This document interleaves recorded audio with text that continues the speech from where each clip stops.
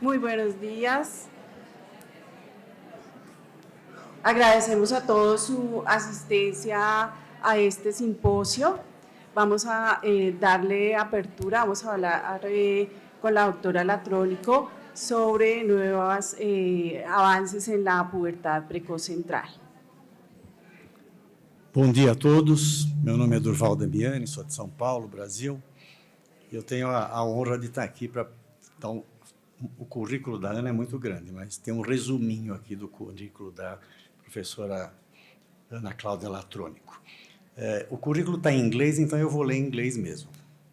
Ana is currently the head professor of the Endocrinology and Metabolism Division of São Paulo University in Brazil, and one of the pioneers of translational molecular investigation in the human adrenal and pubertal disorders areas. She has a very special ability for developing long-term and very productive scientific collaborations with recognized international researchers.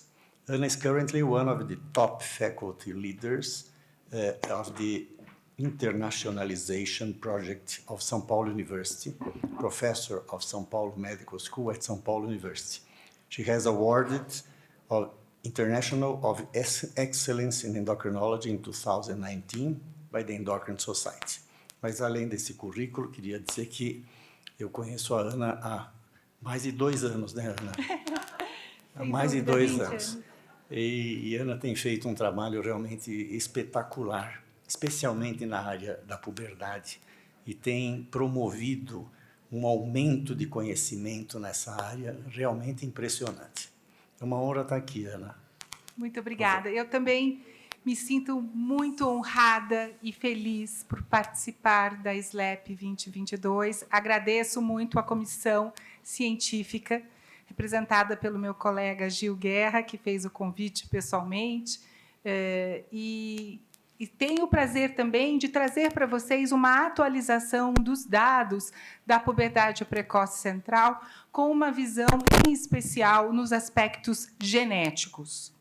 Então, eu não tenho nenhum conflito de interesse, mas todos estamos familiarizados com esse processo biológico fundamental na maturação sexual e na aquisição da capacidade reprodutiva, que é a puberdade. A puberdade se caracteriza pelo aparecimento dos caracteres sexuais secundários, pelo segundo estirão de crescimento, por mudanças na composição corporal, mudanças psicossociais e, principalmente, pela aquisição da capacidade reprodutiva. Ela ocorre numa faixa relativamente ampla em relação à faixa etária, a partir dos 8 anos nas meninas e a partir dos 9 anos e meio nos meninos. Na menina, ela se caracteriza pelo aparecimento, em especial, de telarca, enquanto nos meninos, o aumento do volume testicular. Aproximadamente 2% da população poderá desenvolver sinais puberais de forma precoce, e a puberdade precoce, então, pode ser diagnosticada. Nos últimos 20 anos, um grande avanço no conhecimento da regulação da secreção pulsátil de GNRH pelo hipotálamo foi bastante marcante, com o reconhecimento de fatores excitatórios e de fatores inibitórios. Entre os fatores excitatórios, eu destaco a quispeptina e seu receptor GPR54 ou KIS1R, além da neurocinina do glutamato. Entre os fatores inibitórios estão o MKRN3, o GABA, o CRH. E, além disso, nós temos também fatores periféricos que sinalizam, de alguma forma, os estoques de energia para o sistema nervoso central, e aqui se representam a leptina, a grelina e a insulina. A ativação prematura da secreção pulsátil de GNRH caracteriza a puberdade precoce central. Gostaria de destacar para vocês que, em relação aos fatores excitatórios, a quispeptina ela está presente principalmente em 2 núcleos hipotalâmicos, no núcleo arqueado e no núcleo periventricular. E no núcleo arqueado, ela está presente, ela é secretada por neurônios que também secretam neurocinina e dinorfina, e são chamados KNDy neurônios. Em relação aos neurônios no núcleo paraventricular, eles só secretam quispeptina.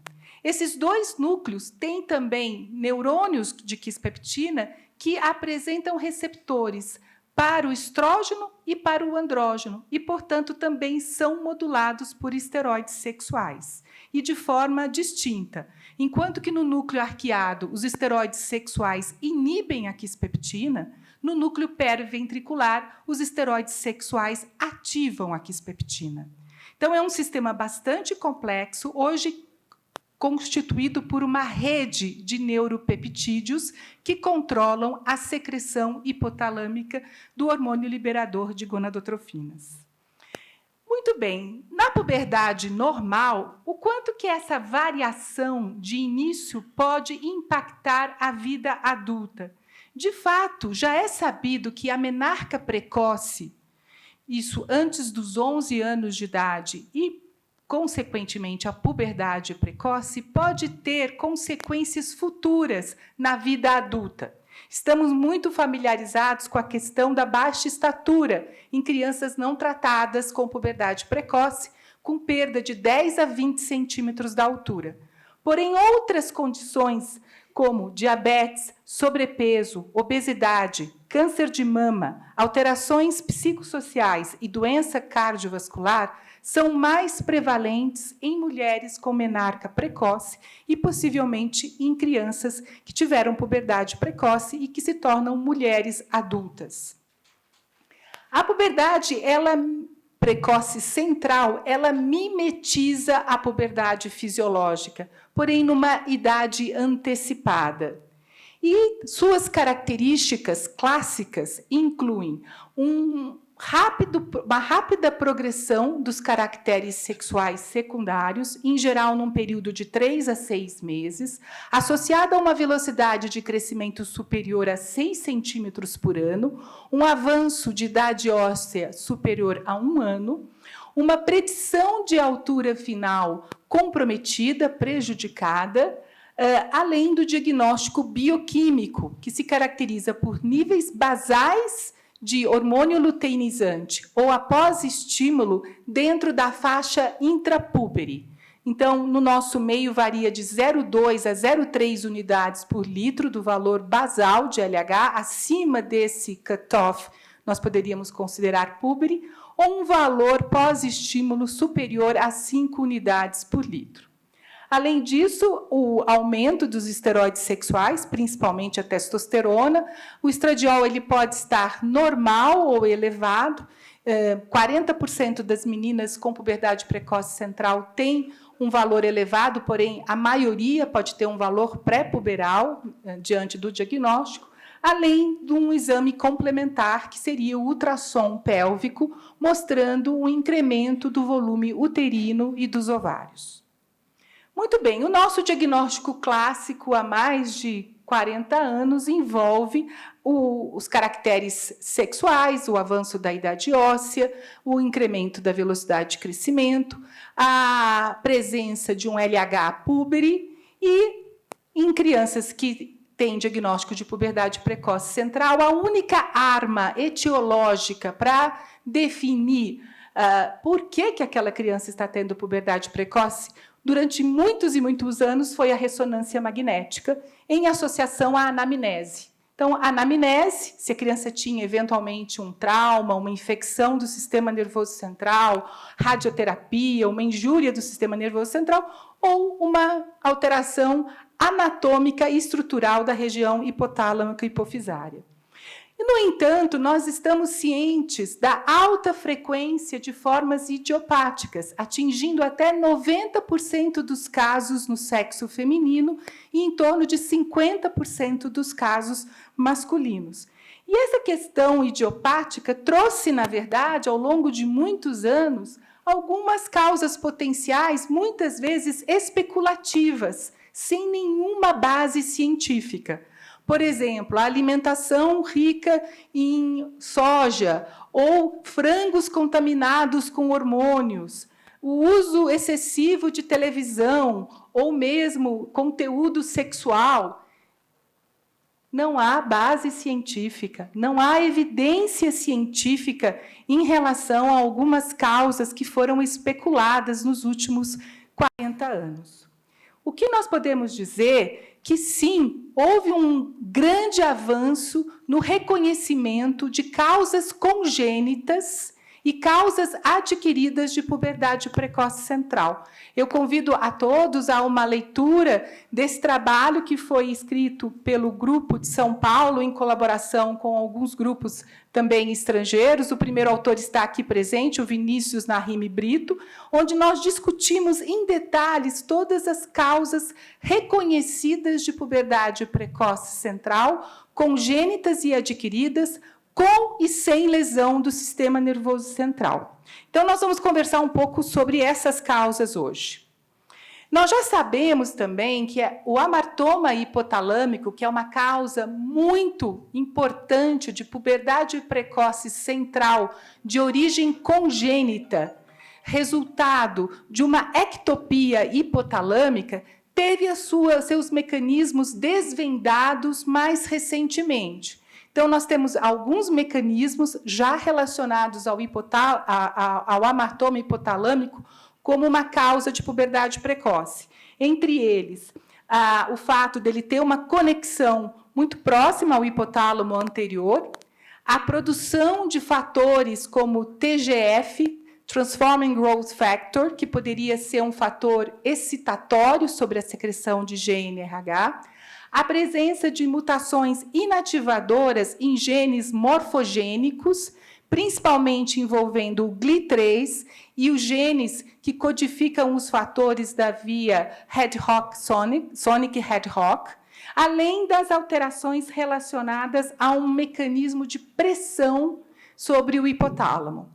Então, hoje, o amartoma hipotalâmico, que é uma causa de puberdade precoce central de início, em geral, nos primeiros 2, 3 anos de vida, que pode se associar a um quadro de epilepsia, já tem seus mecanismos reconhecidos. A base genética da puberdade precoce central, em relação às outras formas de distúrbios puberais, de alguma forma sofreu um atraso. Porque nós sabemos que o hipogonadismo hipogonadotrófico congênito tem sido estudado amplamente nas últimas 2 décadas, com mais de 50 fatores associados. O mesmo aconteceu mais recentemente com o atraso constitucional do crescimento, que também tem fatores já reconhecidos, e a puberdade precoce central ela foi um pouco negligenciada, ela não foi estudada por vários grupos. E, desta forma, o Brasil se beneficiou numa investigação mais profunda dos aspectos genéticos. Hoje, nós sabemos que existem 2 formas clássicas para determinar o início da puberdade, usando 2 metodologias. Uma é o GWAS, que é exatamente o estudo de polimorfismos comuns na população geral e relacionar esses polimorfismos com a idade da menarca ou com a mudança de voz no sexo masculino. Então, o reconhecimento de fatores genéticos comuns nessa população. A outra forma é a identificação de mutações raras com impacto no desenvolvimento puberal. E foi exatamente essa estratégia que, nos últimos 20 anos, eu apliquei em pacientes com puberdade precoce central, com o intuito de identificar sua base genética. E nós fomos, felizmente, muito felizes no reconhecimento dos primeiros fatores genéticos, entre eles os defeitos ativadores da quispeptina e os defeitos inativadores de 2 genes imprintados, o MKRN3 e o DLK1, que eu vou apresentar em maior detalhes para vocês. Então, eu queria comentar que esse estudo, eu estou na SLEP exatamente há 30 anos. E faz 30 anos que eu estudo a puberdade. Então, eu trouxe para vocês uma frase de um comerciante americano de muito sucesso, Edward Burks Butler, que falou o seguinte: One man has enthusiasm for 30 minutes, another for 30 days. But it's the man who has it for 30 years who makes a success of his life. Persistência. Persistência o que marca essa pesquisa. Porque nós começamos os estudos ainda em 2006, estudando o receptor de GABA, seguimos para o receptor de neuropeptídeo Y, todos dados negativos, durante muitos anos. Em 2008, nós tivemos o relato dos primeiros casos de mutação ativadora do sistema da quispeptina, que são situações isoladas e muito raras. E só em 2013 nós tivemos a descoberta do MKRN3 e, mais recentemente, em 2017, do DLK1. E hoje eu vou apresentar para vocês também os dados de um novo gene, que é o MECP2. Então, em 2013, nós participamos desse estudo, publicado no New England, cujas mutações inativadoras do gene MKRN3 foram associadas à puberdade precoce central familiar. Era um estudo que envolveu 40 indivíduos pertencentes a 15 famílias, e dessas 15 famílias, 5 delas, aqui retratadas, apresentaram mutações inativadoras patogênicas em heterozigose, em meninos e meninas, na mesma proporção. E há evidência, portanto, de uma puberdade precoce central familiar com herança autossômica dominante, porém de transmissão paterna. Isso se dá porque o MKRN3 está localizado numa região do cromossomo 15 que sofre imprinting materno. O imprinting materno significa silenciamento de um dos alelos, no caso, o herdado da mãe. E as mutações, quando presentes no alelo materno, não determinam o fenótipo, só quando ela está presente no alelo paterno, que é o alelo expresso.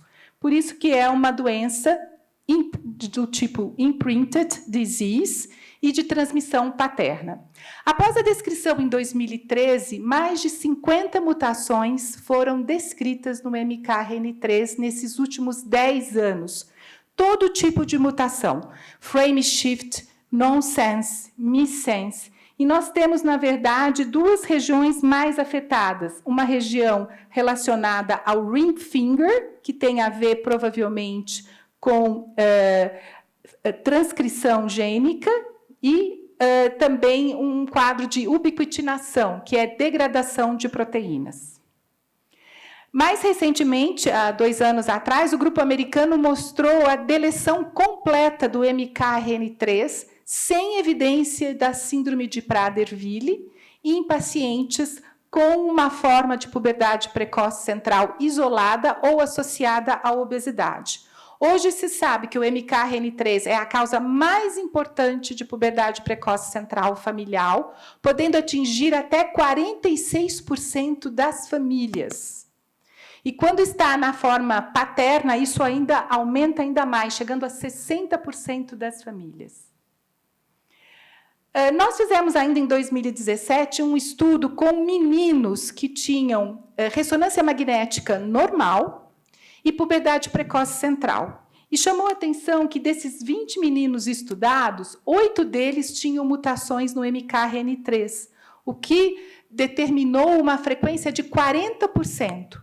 Então, o sexo masculino com puberdade precoce central, sem alteração de ressonância, também nos indica uma maior prevalência de MKRN3. Um trabalho publicado em 2019, que foi uma revisão sistemática e meta-análise das mutações do MKRN3, mostrou que 14 estudos tinham sido realizados até então, nessa data de 2019, envolvendo 857 pacientes, e a prevalência de mutação geral foi em torno de 9%, tanto nas formas familiares quanto esporádicas, no geral. E a prevalência foi maior em homens, em casos familiares e em países não asiáticos.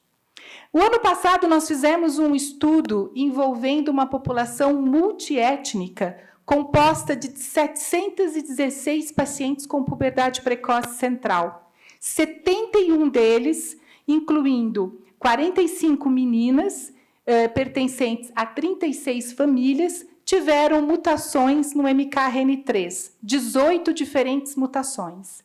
A idade de início puberal nesse grupo genético foi, no sexo feminino, em média de 6,2 anos e no sexo masculino de 7,1 anos.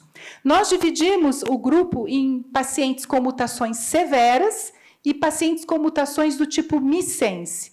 Aqueles que tinham mutação severa, isto é, mutações do tipo stop codon, ou mutações do tipo frame shift, ou na região promotora com perda da transcrição gênica, tiveram um avanço maior da idade óssea e valores de LH mais elevados. Esse trabalho concluiu que não há uma distinção clínica entre pacientes com puberdade precoce central causada por MKRN3 em relação aos que não têm MKRN3. Porém, o tipo de mutação, a severidade do defeito pode, sim, impactar também nos níveis de gonadotrofina e na maturação óssea, mas sem uma distinção clara entre os dois grupos. Carolina Ramos, na sua tese de doutorado, fez uma avaliação a longo prazo dos pacientes com MKRN3 em relação ao grupo de puberdade precoce idiopática. Podemos ver que no grupo de MKRN3, a frequência de obesidade e sobrepeso foi muito semelhante ao grupo idiopático, em torno de 47,3% e 50%.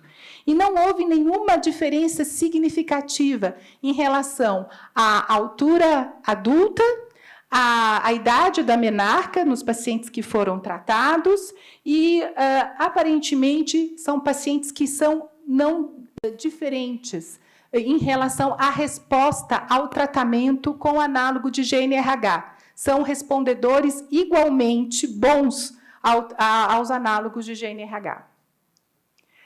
Qual é o papel do MKRN3? O que se sabe hoje desse neuropeptídeo, desse fator, que, na verdade, ele está já presente no hipotálamo, na fase pré-puberal, em valores muito altos, tanto em camundongos fêmeas quanto em camundongos machos. Na fase pré-puberal, ele está hiperexpresso e, durante a puberdade, há uma queda significativa da sua expressão, o que favoreceu a hipótese que o MKRN3 é um repressor da secreção de GNRH. O mesmo foi visto em crianças dinamarquesas, onde a avaliação dos níveis séricos de MKRN3 foi realizada em meninos e meninas, que na fase pré-puberal os níveis são elevados e há uma queda significativa na fase puberal e que tem uma correlação invertida com os níveis de estradiol e de LH. Mais recentemente, o grupo de Úrsula Kaiser, e a primeira autora é uma brasileira, Ana Paula Abreu, estudou o mecanismo pelo qual o MKRN3 atua na transcrição de fatores excitatórios, como a quispeptina e a neurocinina. Então, foi demonstrado que a MKRN3, a proteína, está expressa nos neurônios hipotalâmicos, especialmente no núcleo arqueado, e que a sua presença reprime os dois principais fatores excitatórios da secreção de GNRH. Então, o MKRN3 é um repressor tanto da atividade da quispeptina quanto da neurocinina. E quando você tem mutações naquela região que eu mostrei para vocês, do ring finger, há uma menor capacidade de ubiquitinase. A capacidade de degradação proteica ela é reduzida quando se tem as mutações. Esse é um trabalho publicado no JCI, que traz, na verdade, os mecanismos de MKRN3. O ano passado também, esse grupo mostrou da China que exatamente o que acontece no ser humano acontece também no camundongo, que tem deficiência de MKRN3. Eles apresentam puberdade precoce, tanto em relação à abertura vaginal quanto à separação prepucial. E essa puberdade está associada a níveis mais altos no animal deficiente de GNRH, tanto da forma da sua proteína, quanto do seu RNA mensageiro. Então, no caso do nocaute, tem puberdade precoce. Mudando agora sobre um outro gene que foi descoberto em 2017, que é o DLK1. O DLK1 foi descoberto de uma forma muito curiosa, que eu vou apresentar amanhã. Convido a todos para participar, porque eu vou falar desse fator de forma muito específica, mas a primeira evidência de mutações inativadoras do segundo gene imprintado foi nessa família brasileira, com 4 meninas afetadas, cuja puberdade iniciou por volta dos 5 anos, e elas tinham uma avó paterna que referia uma menarca aos 9 anos de idade. Nós estudamos, logicamente, o MKRN3 nessa família. Ela pertencia ao primeiro trabalho no New England, de 10 anos atrás, de 2013, e não havia mutações no MKRN3. Nós temos, sim, defeitos nesse gene, que chama Delta-like Homologue 1, que está no cromossomo 14, e foi depois identificada não só nessa primeira família brasileira, mas também numa família inglesa e em outras famílias que tinham mulheres com menarca muito precoce, em torno dos 8, 9 anos de vida. E também é uma forma familiar de puberdade precoce central. Quero lembrá-los que essa região do cromossomo 14 tem uma relação com a síndrome de Temple, que é uma síndrome neurodegenerativa, neurocognitiva, com hipotonia, mãos e pés pequenos, baixa estatura, um crescimento também comprometido e que tem puberdade precoce central em 90% dos casos. Só que na síndrome de Temple você tem uma dissomia uniparental materna, enquanto que nos defeitos de puberdade precoce central nós temos mutações pontuais no DLK1. Aqui nós temos uma proteína de membrana e até o momento nós temos 7 diferentes mutações descritas no DLK1, a maioria em famílias brasileiras e por grupos brasileiros. Esses pacientes tiveram também a evidência de síndrome metabólica na fase adulta. E eu vou deixar vocês bastante curiosos, porque a aula de amanhã vai entrar profundamente nesse assunto. Os níveis de DLK1 podem ser medidos na circulação periférica e, em pacientes mutantes, esses níveis são indetectáveis, o que favorece o diagnóstico a partir de uma avaliação bioquímica simples, de uma forma rara de puberdade precoce central. O DLK1 ele tem a ver com a via NOT, que é uma via muito importante, que tem papel em diferenciação celular, proliferação celular, e até o momento nós não conhecemos o mecanismo exato pelo qual o DLK1 leva à secreção de GNRH. Sabemos que tanto o MKRN3 quanto o DLK1, em estudos de DIWOS, tiveram uma associação com a menarca precoce em relação ao alelo paterno. Isso foi publicado após a nossa descrição em MKRN3 em 2013. Mais recentemente, nós fizemos um estudo de metilação global envolvendo meninas saudáveis e meninas com puberdade precoce. E o que nós identificamos? Que nesse estudo nós tivemos 120 regiões diferencialmente metiladas. 99% das regiões eram hipermetiladas. A evidência de hipermetilação significa silenciamento gênico. Então, olha que interessante. Quando há puberdade, você silencia os genes. Quem são os genes que devem ser silenciados? Os repressores, como o MKRN3. Então, a puberdade é um silenciamento da repressão gênica. Além disso, nós vimos que tinha um único gene que estava hiperexpresso, que é o ZFP57. E esse gene ele tem um papel muito importante tanto em metilação quanto em printing. E num estudo em colaboração com Sérgio Orreda, nós avaliamos o hipotálamo de macacos e vimos que a expressão do ZFP57 aumenta na puberdade e aumenta junto com o GNRH e a quispeptida. Então, esse fator provavelmente tem um papel-chave ainda a ser estudado e entendido. Mais recentemente, também fizemos um estudo no intuito de avaliar a frequência e a prevalência de formas sindrômicas de puberdade precoce central.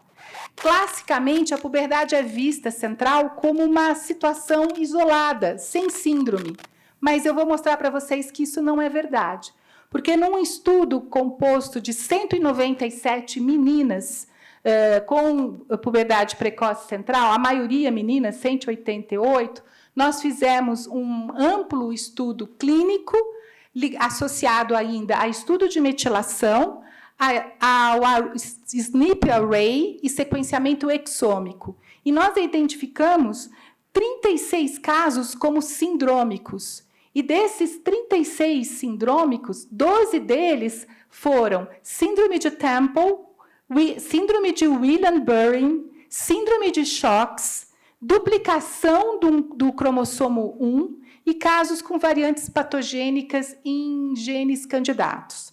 Aqui eu tenho um painel, esse é um trabalho publicado por nós no Human Reproduction, em 2020, mostrando que a puberdade precoce central pode ser sindrômica e está sendo subdiagnosticada, porque as alterações podem ser alterações faciais sugestivas, como um hipertelorismo, uma alteração, eventualmente, na implantação da orelha, uma alteração esquelética, e isso tudo precisa ser bem analisado e não considerar a puberdade precoce central na sua forma apenas isolada.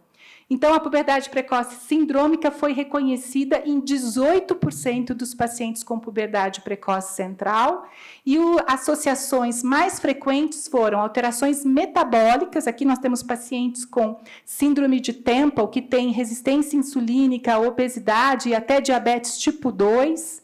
Pacientes com alterações esqueléticas, é o caso de um paciente com Shox e Madelung, deformidade de Madelung, além de alterações faciais e cognitivas.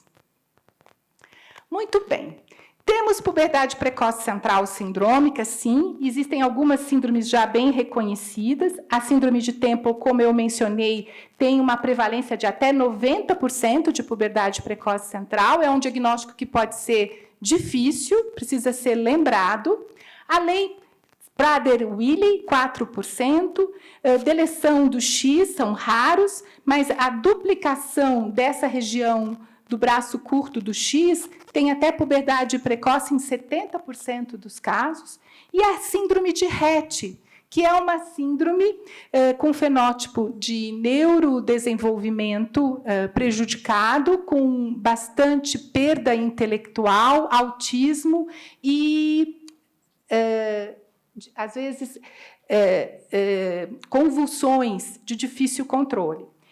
São raros os casos de síndrome de Rett e puberdade precoce, mas durante um estudo de sequenciamento genômico, nós identificamos mutações no gene da síndrome de Rett em crianças com puberdade precoce central, sem alteração neurológica ou com alteração neurológica mínima. Como vocês sabem, o MECP2, que é o Metil-CpG Binding Protein, está no cromossomo X e tem um papel importante na transcrição gênica, tanto na ativação quanto na repressão. Mutações inativadoras estão associadas à síndrome de Rett, que é uma síndrome bastante grave. Porém, nós fizemos um estudo agora, multiétnico, ainda não publicado, com mais de 404 crianças, a maioria meninas, e estudamos tanto pelo sequenciamento de nova geração, quanto pelo sequenciamento de Sanger. E identificamos várias famílias. É uma nova causa de puberdade precoce central, e alguns casos foram de novo, então são formas esporádicas. Temos apenas uma família inglesa com 2 irmãs gêmeas e as 2 apresentam microcefalia e puberdade precoce central.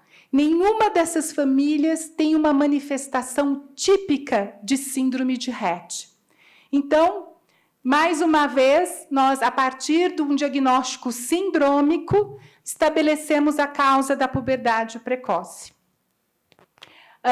A proteína MECP2 está também no hipotálamo, tem uma expressão abundante no sistema nervoso central, em várias áreas, mas aqui a gente mostra uma colocalização com a expressão de GNRH.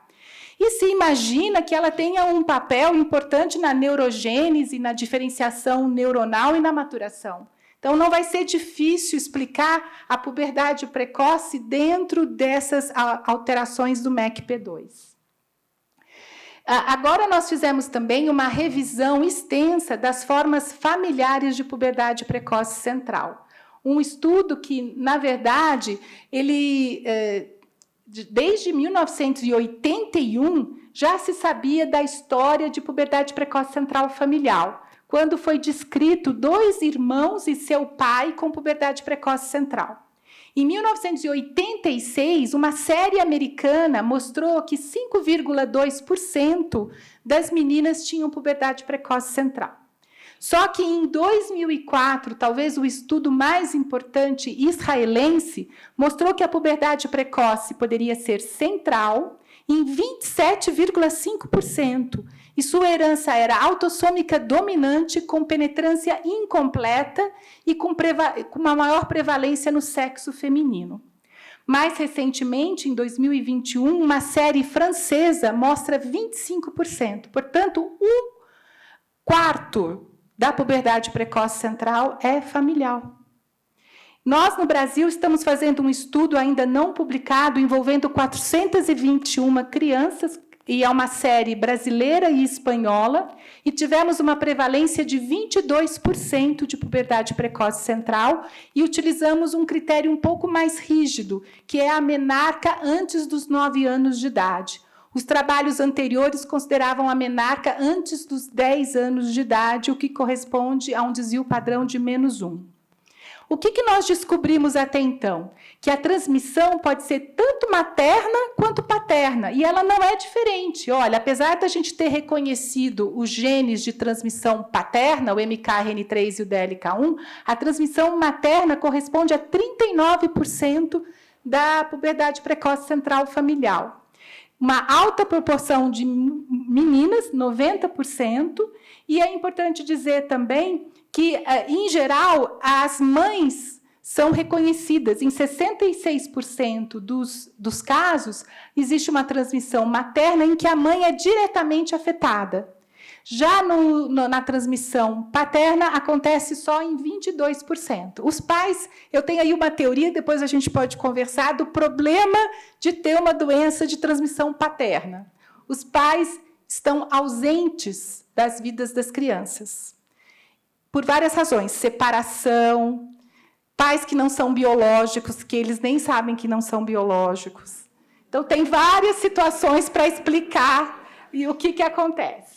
Então, aqui é um resumo desse trabalho que foi submetido ao JCM nas últimas 2 semanas, um estudo envolvendo 421 crianças de 396 famílias, a maior parte brasileira e espanhola. Nós tivemos uma prevalência de 22% de puberdade precoce central familiar, com transmissão muito semelhante entre materna e paterna. E quando você vê as mutações nesse grupo, nós temos 22% de mutações no MKRN3, nesse grupo multiétnico, e 4% de mutações no DLK1. Quando você considera só a transmissão paterna, esse número vai para 50% e esse número vai para 10%. Praticamente duplicam. Concluindo, puberdade precoce central não é causada pelo leite de soja. Puberdade precoce central não é causada pelo frango. Puberdade é, sim, uma doença hipotalâmica, de forte influência genética e principalmente epigenética, causada por defeitos da metilação. Isso porque temos mutações inativadoras em 2 genes imprintados, MKRN3 e DLK1, mutações num outro gene que também está envolvido na epigenética, que é o metil-CpG Binding Protein 2, MECP2, que possivelmente tem alterações neurológicas associadas em uma forma leve, e a associação com síndromes epigenéticas, síndrome de Temple, síndrome de Prader-Willi, síndrome de Rett. E, finalmente, os estudos de metilação mostram que é um status de hipermetilação.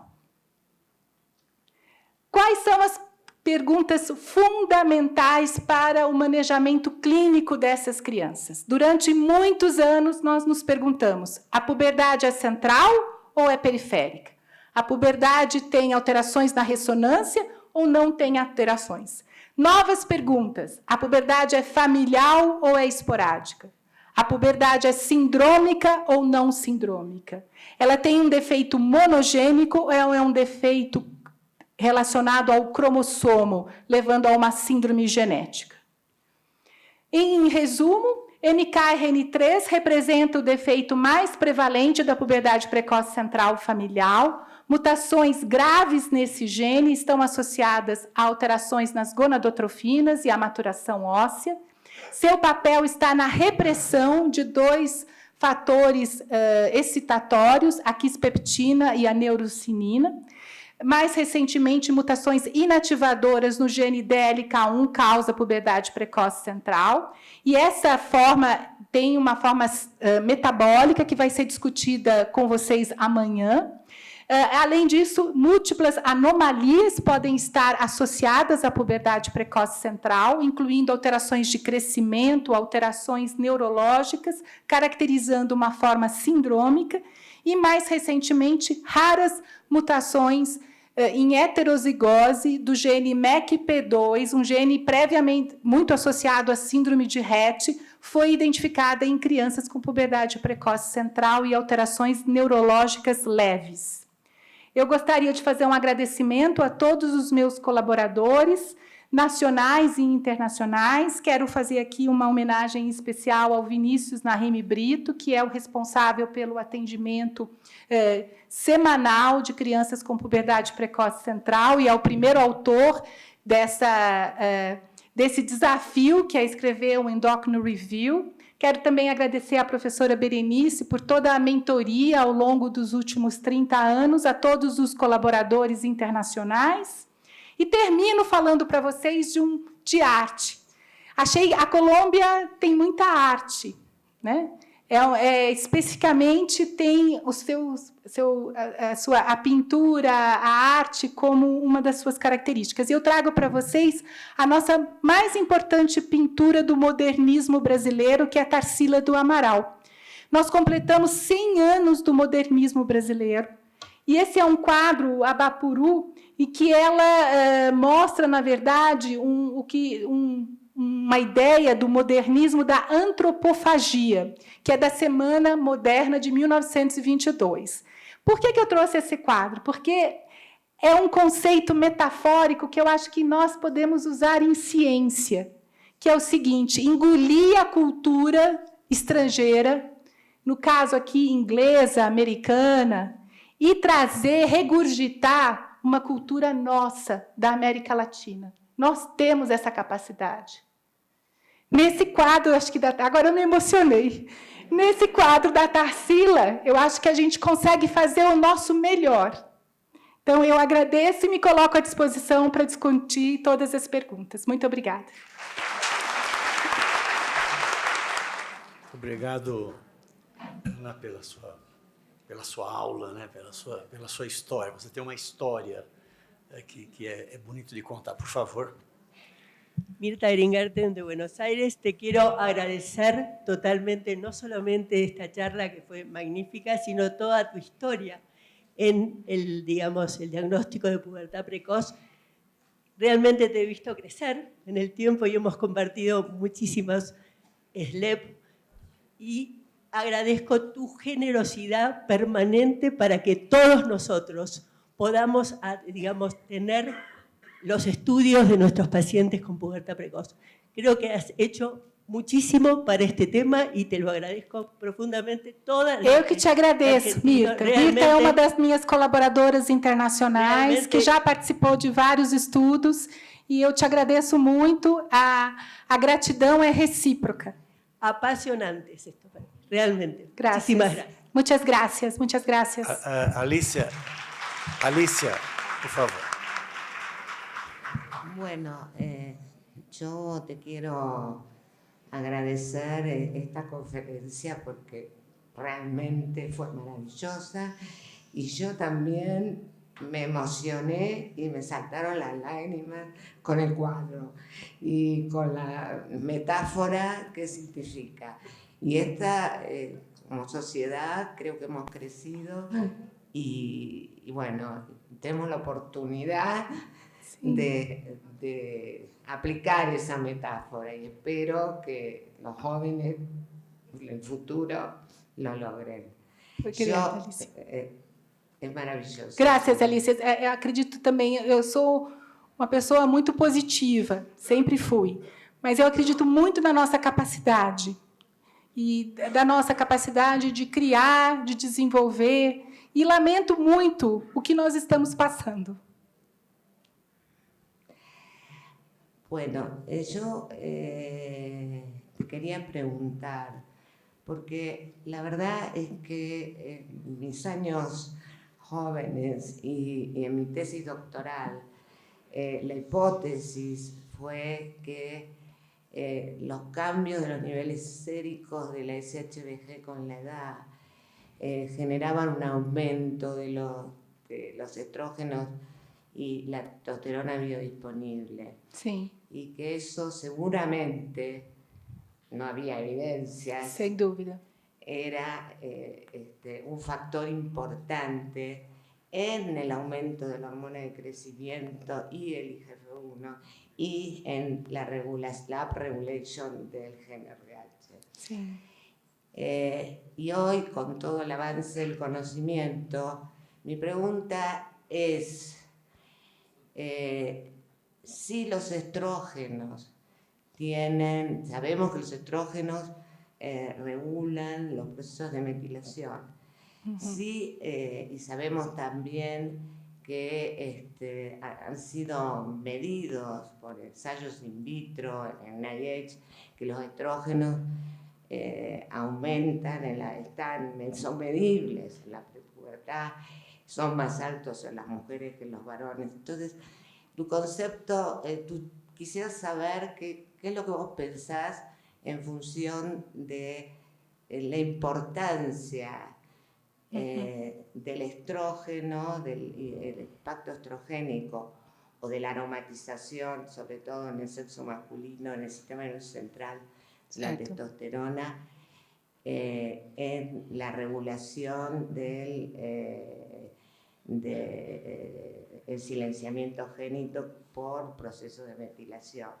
Que lo que a mí me sugiere que es un regulador clave, pero yo soy neófita en el tema, en la que sabe eso vos, y si vos pensás eso, realmente me repararía toda mi hipótesis em mis anos jóvenes. Alicia, eu também quero te agradecer por você ser um modelo na Argentina para todas nós, na América Latina e em especial na Argentina, pela sua persistência também, de estar sempre produzindo, participando de todos os eventos, sempre questionadora e muito boa questionadora. Eu queria comentar que a ideia é que a puberdade tem uma ação maior sobre os fatores centrais, hoje predomina em relação aos fatores periféricos, que é o caso do estrógeno. Você tem razão, durante muito tempo se imaginou que o estrógeno pudesse ser um fator de gatilho, de início da puberdade.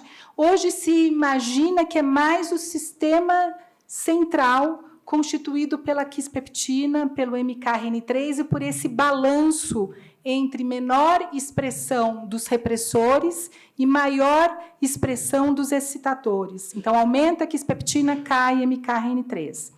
Porém, eu concordo com você que a gente não pode ainda menosprezar totalmente o papel estrogênico no início, porque os neurônios de quispeptina têm receptor estrogênico, têm receptor androgênico. Então, ainda, talvez a modulação por fatores periféricos, produção de estrógeno, ainda deve ser aventada. Mas não há nenhuma assim, situação definitiva quais são os fatores do início da puberdade. Hoje, está mais a tendência é pensar no início central, não no início periférico. Doutor Obrigada. Ana Claudia, siempre aprendemos. Yo quiero referirme a la pandemia que tuvimos de pubertades precoces en los últimos 2 años y medio. Sí. Y me quedé pensando en lo que te he escuchado varias veces, la descripción del DLK1 y su relación con lo metabólico posteriormente. Uh-huh. Un hecho constante, la etiología no la conocemos de la pandemia de pubertades precoces que estamos ojalá terminando. Uno de los hechos constantes ha sido el aumento de peso y la disminución de la actividad física que sufrieron toda la población y, por supuesto, los niños y niñas en particular. Entonces, ¿podría especularse que la relación de DLK1, pubertad precoz, y luego metabólico sea bidireccional y que haya habido alguna alteración metabólica que module la expresión del DLK1 y tengamos una epidemia, una pandemia de pubertades precoces? Muito obrigada pela pergunta. Sem dúvida nenhuma, a influência do metabolismo sobre o eixo reprodutivo é um dos principais temas do momento. E eu vou apresentar amanhã exatamente esse tema, falando, inclusive, da maior prevalência e incidência de puberdade precoce central, que foi observada inicialmente na Itália e depois confirmada por vários grupos, inclusive, durante a ESP, uma apresentação oral do grupo alemão, falando exatamente o que aconteceu e quais foram os fatores possivelmente etiológicos. Há uma possibilidade, Hugo, que as crianças que permaneceram em casa, elas foram mais observadas pelos pais. A outra colocação que o grupo alemão colocou, que a idade de menarca das mães dessas crianças na Alemanha foi em torno de 11 anos, o que sugere já uma predisposição genética. Isso foi dito pelo grupo alemão. Embora aumento de peso, sem dúvida nenhuma, estresse, a questão do sono, o comprometimento do sono dessas crianças, são hipóteses que foram levantadas para justificar a maior prevalência de puberdade precoce central durante a pandemia. Mas nós vamos discutir isso em maiores detalhes amanhã, sobre o metabolismo. A leptina, Hugo, sem dúvida, é o principal hormônio que faz a ligação entre o sistema metabólico e o sistema reprodutivo. Isso já se sabe desde a década de 80, e eu vou mostrar alguns trabalhos nesse sentido. Eu agora preciso entender o que o DLK1 está fazendo, porque vocês vão ver que o DLK1 ele tem um papel metabólico muito relevante, muito conhecido, inclusive porque ele é conhecido, o apelido dele é pré-adipócito. Ele inibe a maturação de adipócitos. Então, eu ainda não tenho todas as respostas de como o DLK1 influencia a puberdade, mas eu já posso garantir para você que ele é um fator de ligação entre o metabolismo e a reprodução. E de que forma ele faz isso, eu ainda não sei. Eu já tenho até um modelo animal que eu vou apresentar amanhã, que tem uma puberdade precoce também, porém, sem relação com a leptina e sem relação com a quispeptina, eles têm puberdade precoce, têm uma puberdade relativamente precoce. Então, eu gostaria de falar mais sobre o assunto, mas amanhã, com certeza, eu terei 30 minutos para falar sobre metabolismo. Nós Obrigada. estamos com o tempo, mas eu vou dar a palavra rapidinho, Thaís, por favor, faça a pergunta. Ana, em primeiro lugar, parabéns pela aula e principalmente pelo seu trabalho. Obrigada. Agora, a minha pergunta para você é também sobre esse, Metabolismo. não metabolismo, mas assim, a epidemia de puberdade mais cedo ou de evolução rápida que a gente assistiu na pandemia. Não só em crianças que ganharam peso. Então, eu acho que associar só aumento de IMC é um pouco implícita. Eu queria saber se você tem algum insight, né, de uma participação de fatores neurofisiológicos, por exemplo, excesso de estímulo luminoso, alterações do ciclo noturno-diurno, que aconteceu muito também na pandemia, nesse funcionamento dessa genética hipotalâmica que você apresentou. Nos últimos 4 anos, nós tivemos 2 trabalhos longitudinais, um coreano e um dinamarquês, mostrando um aumento do diagnóstico de puberdade precoce central nos últimos 20 anos. Esse aumento foi evidenciado na Coreia de até 7 vezes o número de casos. Eu tenho várias hipóteses, mas eu não tenho nenhuma evidência científica. Eles também, na discussão, colocam várias hipóteses, e as hipóteses associadas ao peso são sempre as mais, vamos dizer assim, fortalecidas pelas evidências atuais. Sendo uma doença hipotalâmica, eu tenho comentado isso, Thaís, com alguns colegas próximos, eu acho que a obesidade, que está presente em até 40% da puberdade precoce central no diagnóstico, ela não é a etiologia, ela é uma manifestação primária. Eu acho que ela faz parte das manifestações comuns da puberdade precoce central. É uma doença do hipotálamo. Então, alteração de comportamento, alteração do apetite. Como nós vimos, existe uma relação com 2 síndromes, a Temple e a Prader-Willi, que tem a ver com obesidade. Então, eu estou tentando entender que talvez a fisiopatologia da puberdade precoce central já tenha um componente de doença hipotalâmica relacionado ao apetite. E que não é a obesidade a causadora da puberdade precoce central. Já é uma manifestação primária. Muito obrigado. Agradeço a todos. Muito obrigado. Muchísimas gracias.